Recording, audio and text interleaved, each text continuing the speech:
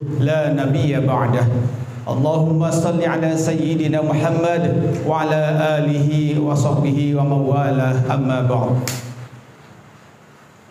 Yang terhormat founding founder PHS Ustadz Funky, yang saya hormati pengurus Surau Babul Antik beserta anggota serta para remaja jamaah sekalian yang insyaallah dirahmati Allah Subhanahu wa taala. Alhamdulillah, malam ini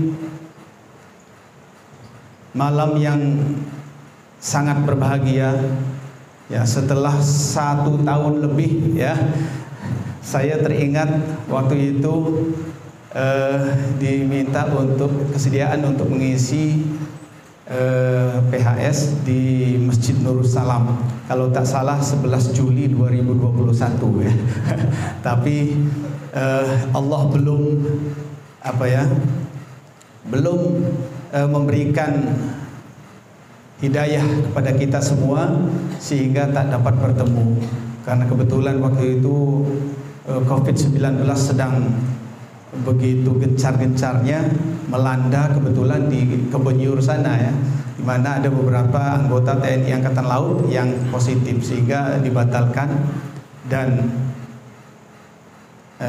baru malam ini 1 tahun lebih ya 1 tahun lebih alhamdulillah kita dipertemukan oleh Allah Subhanahu wa taala.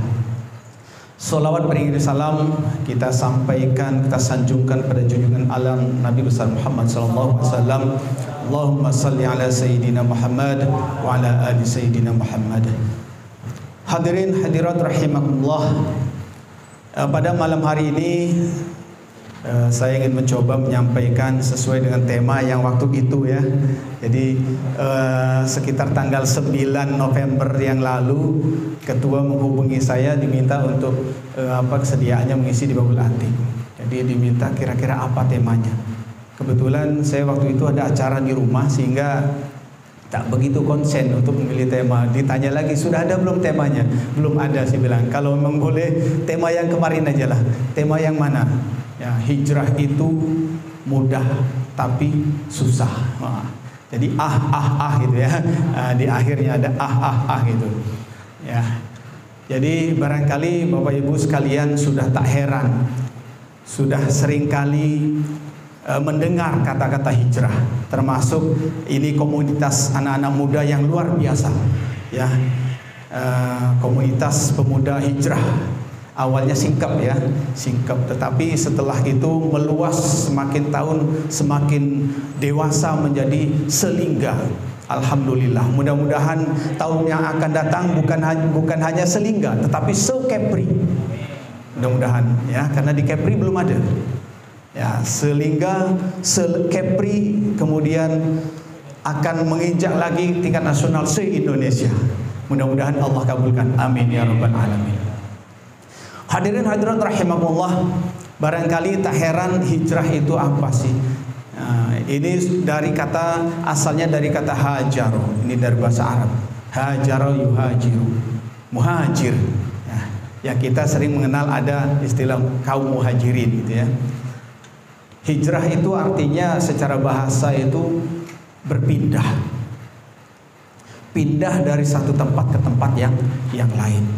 Secara syar'i, hijrah itu adalah suatu peristiwa yang dialami oleh Rasulullah Muhammad SAW ketika di Makkah sudah tidak nyaman lagi, dirongrong oleh ancaman, berbagai macam ancaman dari kaum kafir Quraisy. Maka demi kelangsungan Islam, Nabi Muhammad SAW diperintahkan oleh Allah untuk hijrah ke Madinah. Itu secara syar'inya.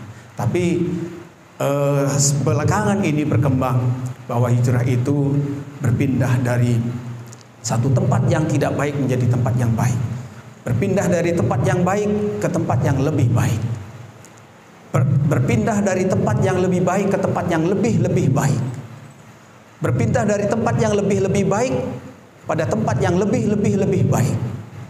Artinya ke arah yang lebih baik. Allah Subhanahu wa taala berfirman dalam surah Al-Baqarah ayat 218. A'udzu billahi minasyaitonir rajim. Bismillahirrahmanirrahim. Innal ladzina amanu wa hajaru wa jahadu fi sabilillah ulaika yarjuna rahmatallah innallaha ghafurur rahim. Sesungguhnya orang-orang yang beriman dan berpindah, orang-orang yang berpindah dan berjihad di jalan Allah, mereka itulah yang mengharap rahmat Allah Subhanahu wa taala. Sesungguhnya Allah Maha Pengampun dan lagi Maha Penyayang. Allah Subhanahu wa taala dalam hal ini mengatakan bahwa sesungguhnya orang-orang yang beriman, orang-orang yang beriman yaitu kita semua, orang-orang yang beragama Islam, yang beriman kepada Allah, beriman kepada Rasul, beriman kepada para malaikat, kepada hari kiamat, beriman kepada qada dan qadar.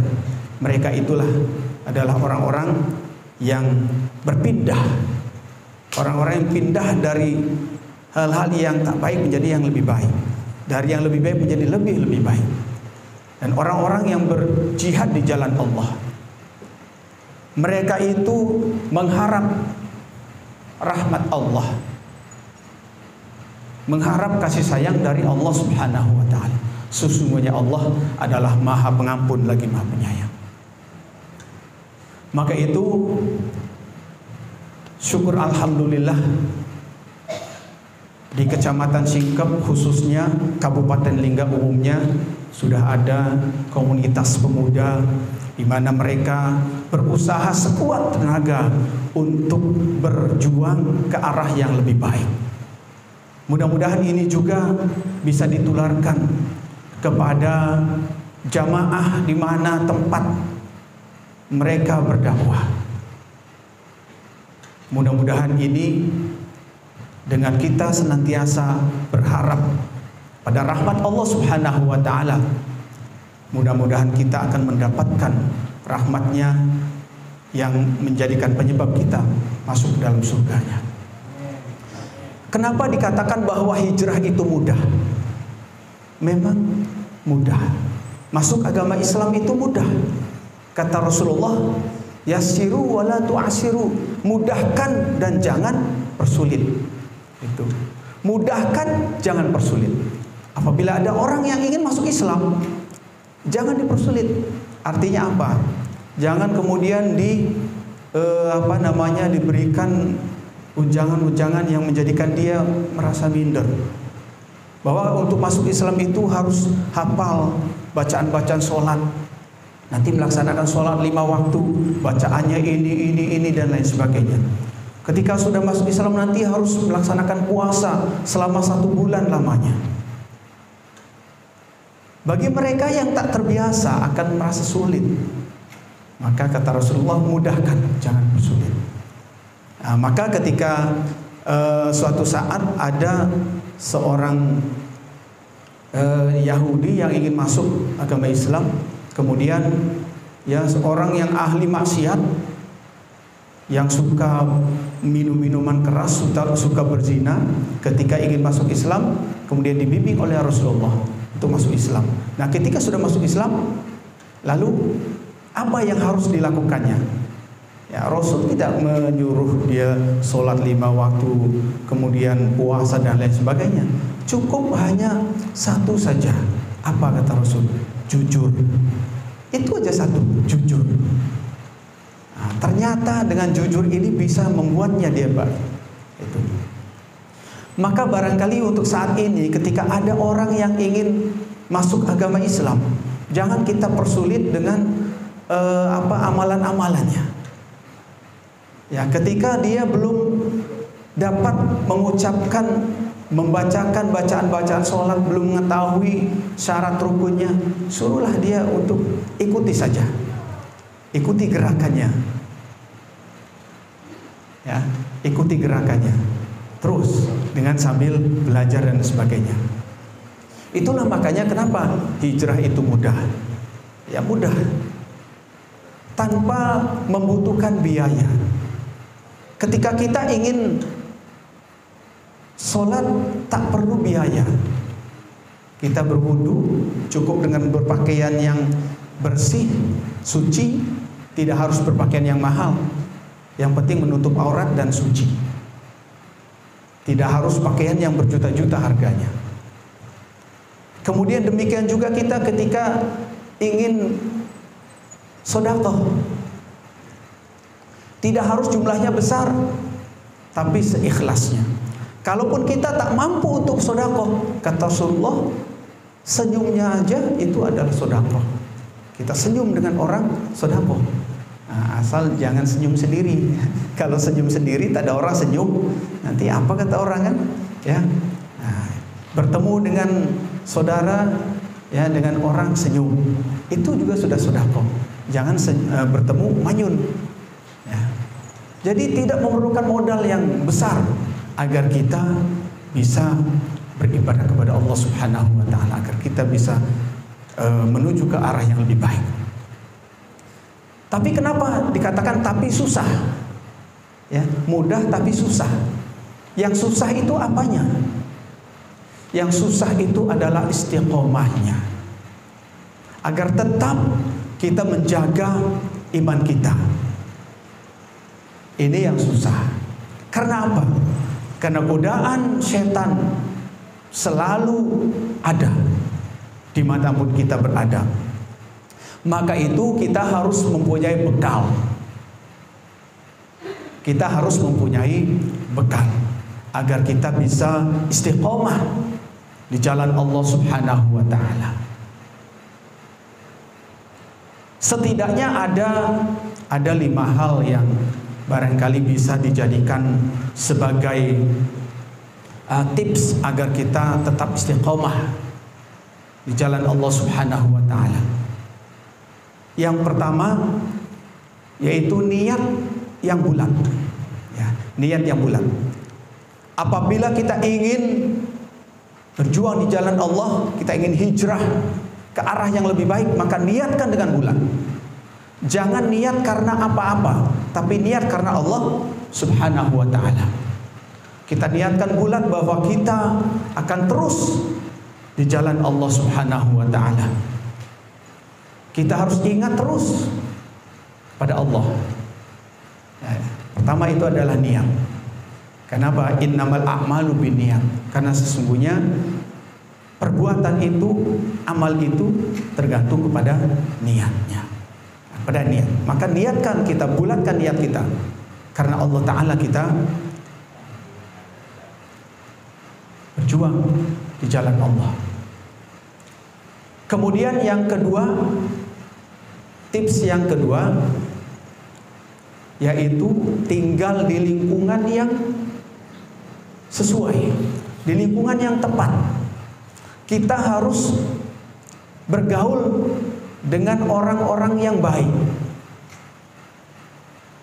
Kalau kita merasa belum kuat iman kita, barangkali masih mudah tergoyahkan karena pengaruh-pengaruh yang lain, ya, barangkali kalau kita sudah seperti ikan di lautan, ikan tinggal di air yang asin, tapi dia tak ikut asin.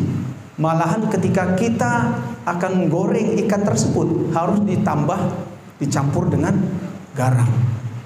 Padahal dia semasa hidupnya tinggal di laut. Nah ini, ya barangkali kalau kita sudah mampu seperti ikan, ya silakan kita, malahan kita bisa mempengaruhi lingkungan sekitar agar bisa hidup lebih baik, senantiasa beriman dan bertakwa kepada Allah Subhanahu wa taala. Apabila kita masih merasa belum sanggup, maka kita harus bergaul di lingkungan yang tepat, di lingkungan yang baik, bergaul dengan orang-orang yang baik. Kemudian yang ketiga senantiasa sering-sering membaca Al-Quran dan terjemahnya. Kenapa dan terjemahnya? Dengan kita membaca Al-Quran, hati kita akan tenang. Dengan kita mengetahui artinya, maka kita akan lebih akan lebih menguatkan lagi keimanan kita kepada Allah Subhanahu wa taala, menambah ilmu pengetahuan kita. Maka di suatu saat, suatu waktu, kapan, dimanapun kita baca Al-Quran. Nah, tadi disampaikan oleh ketua, anak-anak muda saat ini lebih lama, lebih suka memegang HP-nya ketimbang baca Al-Quran. Kita jangan suudzon dulu. Barangkali anak-anak muda kita pegang HP, lihat HP itu barangkali ya sedang baca Al-Quran. Ya, karena sekarang ini sudah canggih.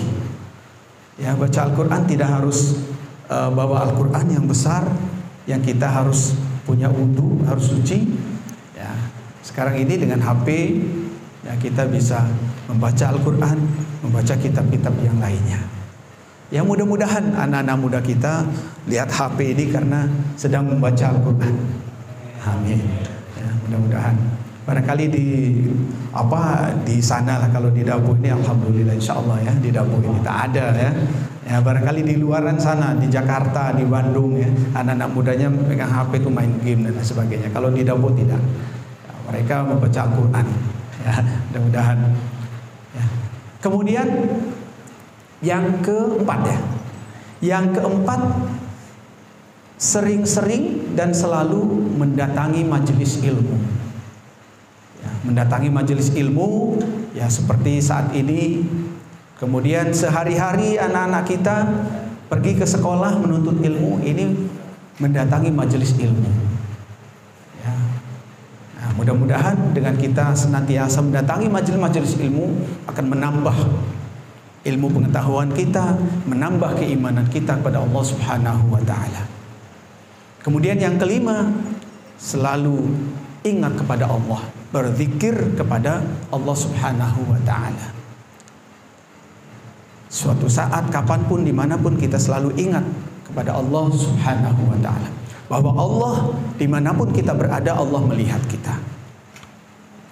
Dengan kita terus berusaha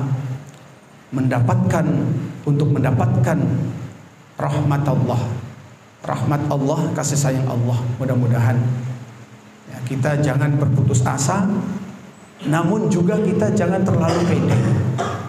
Ya. Maksudnya apa? Maksudnya pede itu merasa sudah cukup. Amal ibadah saya ini sudah cukup. Sudah banyak buku-buku agama yang saya baca. Sudah ratusan bahkan ribuan kali saya menghatam Al-Quran. Sudah banyak sedekah saya. Sudah cukup bekal untuk di akhirat nanti. Itu terlalu pede. Tetapi juga jangan berputus asa. Berputus asa itu artinya selalu gelisah. Gelisah barangkali amal ibadahku tak diterima Allah. Ya, gelisah terus, berputus asa. Sudahlah. Kita sholat pun belum tentu diterima Allah. Kita puasa 1 bulan lamanya belum tentu diterima Allah. Itu berputus asa. Nah, juga jangan berputus asa, karena ini sangat dilarang oleh Allah Subhanahu wa ta'ala. Sebagaimana Allah firmankan dalam surah Az-Zumar ayat 53, Qul ya ibadiyalladzina asrafu ala anfusihim la taqnatu mir rahmatillah innallaha yaghfiru dzunuba jami'a innahu huwal ghafurur rahim. Qul, katakanlah, ya ibadiyalladzina asrafu, wahai hamba-hambaku yang melampaui batas, ala anfusihim, atas diri kalian semua.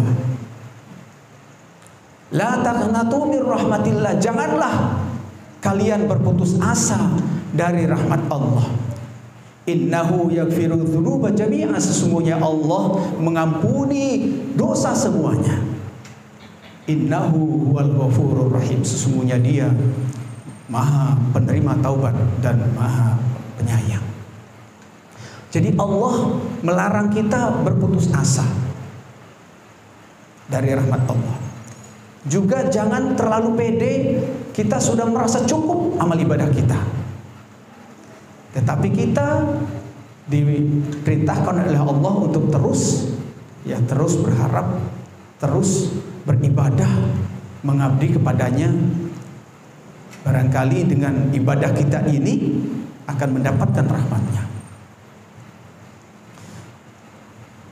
Kenapa dikatakan jangan pede? Dikisahkan dalam sebuah hadis Rasulullah SAW bahwa malaikat Jibril pernah bercerita bahwa ada seorang hamba yang sangat taat, tinggal di sebuah gunung yang paling tinggi. Saking tingginya, di mana malaikat Jibril ketika turun ke bumi untuk menyampaikan wahyu selalu lewat gunung tersebut, di mana gunung tersebut tinggal seorang hamba yang sangat taat.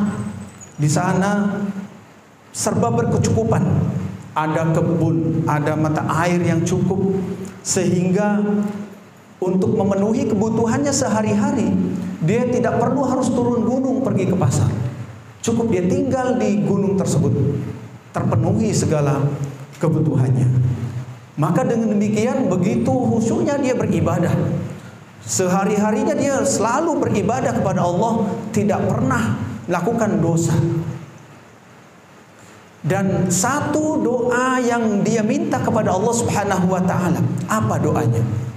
Doanya kepada Allah, ya Allah, matikan hamba dalam keadaan beribadah kepadamu. Itu doa yang dia minta setiap saat, setiap waktu dia beribadah kepada Allah. Selama 500 tahun dia tinggal di gunung tersebut. Kemudian Allah cabut nyawanya, Allah kabulkan permohonannya. Ketika dia sedang bersujud kepada Allah, Allah cabut nyawanya. Kemudian ketika di akhirat, Allah panggil si hamba ini, wahai hambaku, masuklah engkau ke surgaku karena rahmatku, kata Allah. Si hamba ini mukanya merasa masam, kecut, kecewa, dalam hatinya kecewa.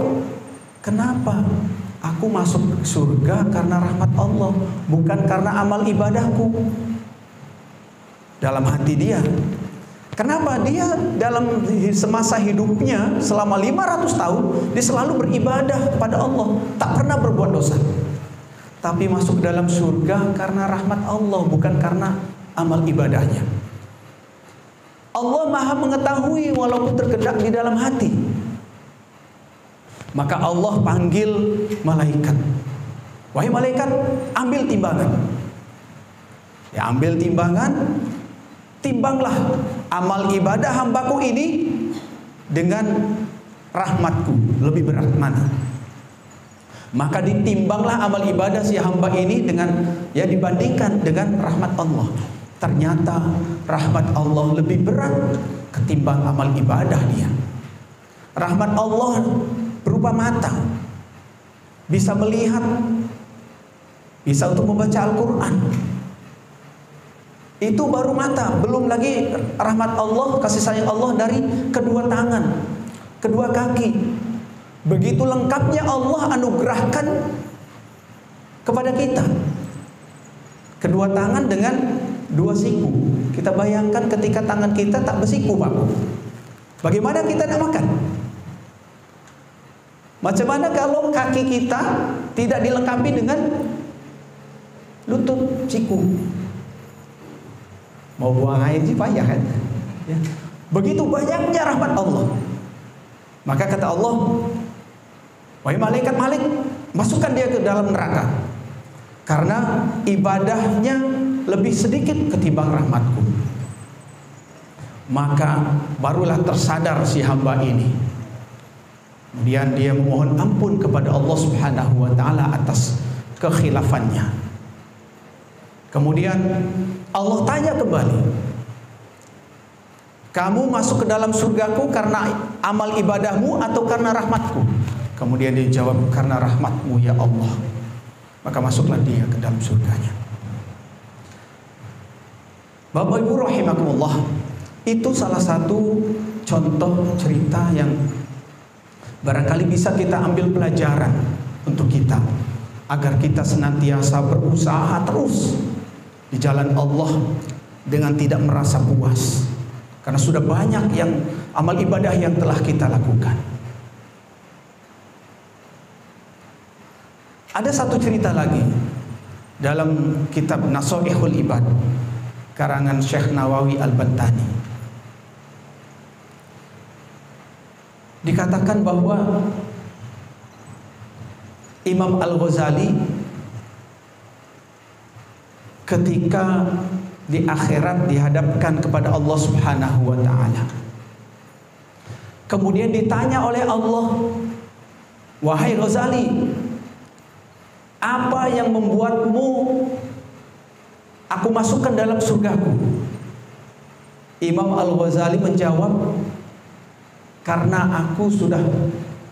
hamba sudah banyak mengarang kitab, ribuan kitab yang telah hamba karang, di mana sudah dibaca jutaan manusia, menjadi sumber ilmu pengetahuan, menjadi salah satu pokok pikiran pemikir-pemikir Islam. Itu kata Imam Al-Ghazali. Kemudian kata Allah, salah, kata Allah. Yang membuatmu masuk ke dalam surgaku adalah karena suatu waktu ketika engkau sedang menulis kitab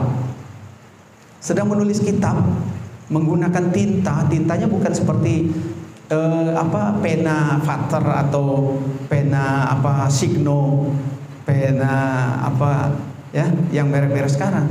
Pena yang pakai tinta, yang pakai celup, tulis celup segitu. Ketika engkau sedang menulis sebuah kitab, hinggaplah seekor lalat. Karena hausnya lalat tersebut menghisap tinta yang engkau jadikan untuk menulis. Engkau biarkan lalat itu menghisap sampai lalat kenyang dan terbang kembali, baru engkau menulis kembali. Itulah amalan yang aku terima, kata Allah. Nampaknya begitu sepele, Pak Bu, ya. Begitu sepele. Hanya membiarkan lalat menghisap tinta yang dijadikan tulis. Itulah amal yang diterima oleh Allah Subhanahu wa ta'ala. Maka itu sebagaimana yang tadi sudah disampaikan di awal, bahwa kita jangan merasa pede, merasa sudah cukup amal ibadah yang telah kita lakukan selama ini,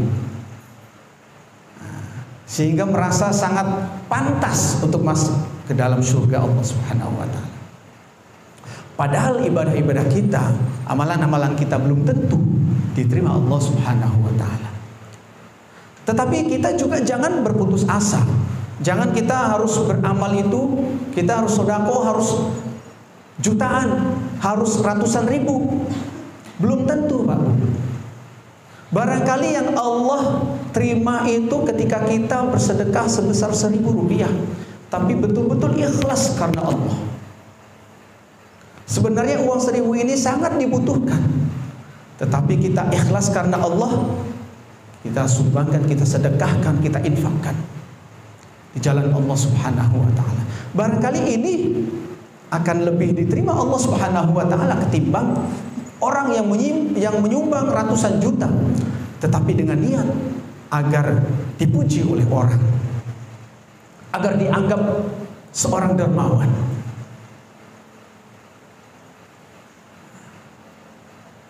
Hadirin hadirat rahimakumullah.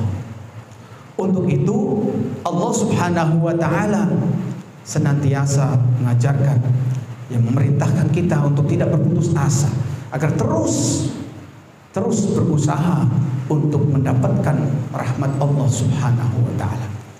Mudah-mudahan dengan kita senantiasa beribadah, beramal dengan ikhlas, senantiasa membantu orang lain, terlebih lagi kita menjauhi dari segala maksiat. Apabila kita melakukan sebuah dosa, sebuah maksiat, kita segera bertaubat Apabila dosa itu berkaitan dengan Allah Subhanahu wa taala, maka kita mohon ampun kepada Allah, kemudian berjanji untuk tidak mengulanginya lagi. Tetapi apabila dosa ini berkaitan dengan sesama manusia, dengan sesama makhluk Allah, maka kita tak cukup hanya untuk memohon ampun kepada Allah serta berjanji tidak akan mengulangi lagi, tetapi juga harus disertai memohon maaf kepada yang bersangkutan, pada orang yang telah kita dolimi tersebut. Apabila tidak kita lakukan itu, maka permohonan ampun kita tidak akan diterima Allah Subhanahu wa taala selagi orang yang kita dolimi tidak mau memaafkan kita. Hadirin hadirat rahimakumullah. Mudah-mudahan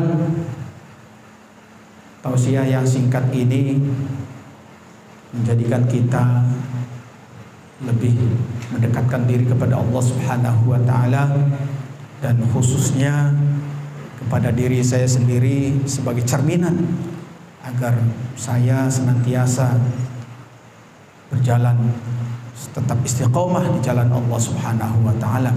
Dan umumnya hadirin hadirat sekalian, ya, yang muda, yang sudah setengah sudah lewat muda gitu ya, karena yang namanya usia, yang namanya umur ini tidak dilihat apakah masih muda atau sudah tua.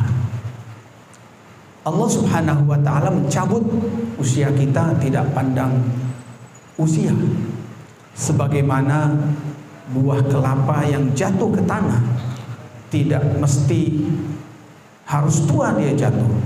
Kadang-kadang masih putih sudah jatuh ke tanah. Begitu juga sebaliknya, sudah tua kadang-kadang sampai tumbuh masih di atas tak mau jatuh.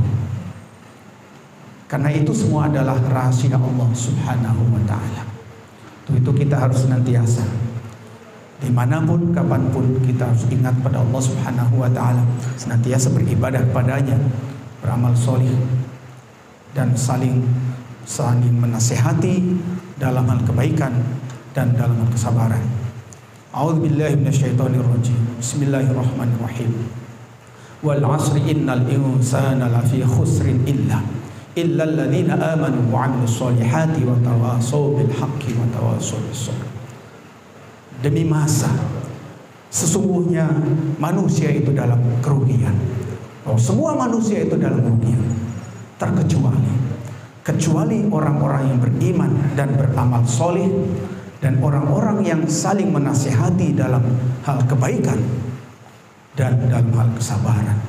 Mudah-mudahan kita termasuk hamba-hamba Allah yang beriman, beramal soleh, dan orang-orang yang senantiasa saling menasihati, dan mudah-mudahan kita menjadi hamba Allah yang beruntung di sisinya. Amin ya rabbal alamin. Demikian yang dapat disampaikan, semoga bermanfaat untuk kita semua.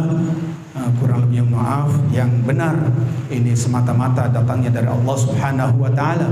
Yang salah dan khilaf itu semata-mata karena keterbatasan pengetahuan diri sendiri. Wallahul muwaffiq ila aqwamit thoriq. Assalamualaikum warahmatullahi wabarakatuh.